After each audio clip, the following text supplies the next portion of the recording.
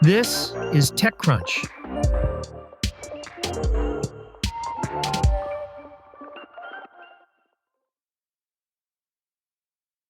Only days after Spotify announced its foray into physical book sales, which included an audiobook feature that lets you sync your listening and your offline reading progress, Amazon-owned Audible has launched a feature that brings ebooks together with audiobooks. The company announced on Wednesday an immersion reading feature in the Audible app, which allows readers who have both the ebook and audiobook versions of a title in their Audible and Kindle libraries to read the ebook's text while the audio plays. Now, the feature also lets users switch between the different formats across devices. While in the read and listen mode, the text of the book is highlighted in real time in sync with the narration. The Kindle app already offered a tool that would allow readers to move between the Audible version and the ebook when both versions had been purchased. This feature is now coming to Audible's app for the first time. Customers will need to own both versions of the book for this to work, but discounted audiobooks will be made available to customers who own the matching ebook, the company says. At launch, hundreds of thousands of titles will be supported by the new Read and Listen feature, including those in English, German, Spanish, Italian, and French. Initially, the option will be offered in the U.S., with the UK, Australia, and Germany gaining support over the next few months. To discover eligible titles, Audible will automatically identify which Kindle ebooks have audiobook matches within its app.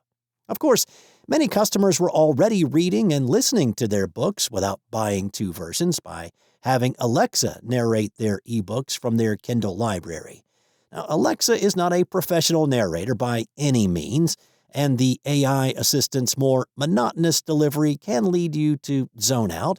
By offering a way to add on the audiobook for a lower price when you've already bought the ebook, Amazon is hoping to boost book sales across formats. The company also claims that the combination of reading and listening can improve focus and comprehension, according to industry research and its own internal data. In addition, customers who read and listen are the most engaged, consuming nearly twice as much content per month as audiobook-only customers. That's according to Audible. The feature may make more sense for students and those learning a new language, as well as those who are trying to get through more books quickly. It's also useful for those who regularly switch back and forth between reading and listening, and those who want the experience of the narration, particularly if a book is read by a favorite voice actor. Plus, some may simply appreciate having a narrator introduce all the characters by name so they can learn the pronunciation without having to guess. A particularly thorny issue in fantasy novels? Andy Sau, Chief Product Officer at Audible, said in a statement about the launch, "Audiobooks count as reading, but now at Audible, you can read with your eyes too. Read and Listen gives book lovers the best of both worlds. Whether you're learning a new language, studying for school, or lost in a story's world, you no longer have to choose one format over the other." Amazon notes that the new feature will not impact publishers' royalty payments. X recently introduced a new immersive video player, signaling another major step in its ongoing push into video-focused experiences. Nikita Beer, X's head of product, announced the update earlier this week, admitting the previous video player badly needed a refresh. The redesign aims to make video consumption more engaging and user-friendly, especially on mobile devices. The update, currently rolling out to iOS, allows users to expand videos to full screen with a single tap.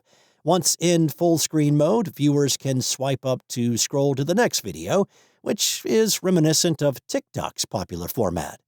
While the new player aims to enhance mobile video viewing, some users argue that the update forces all videos into a cropped full-screen view, removing the option to view content in its original aspect ratio. One user said, "This UI sucks so bad. Let me just watch full-scale videos." When another user asked which orientation is preferred, Beer confirmed that portrait is ideal. This approach mirrors broader industry trends, with vertical videos dominating platforms such as TikTok and Instagram Reels. Even streaming services have adopted the format, with Disney Plus being the most recent to introduce a vertical video feed. Beer said, "Sorry, but cropping the video incentivized people to post square videos. We are a mobile company," noting that X will stop cropping vertical content moving forward.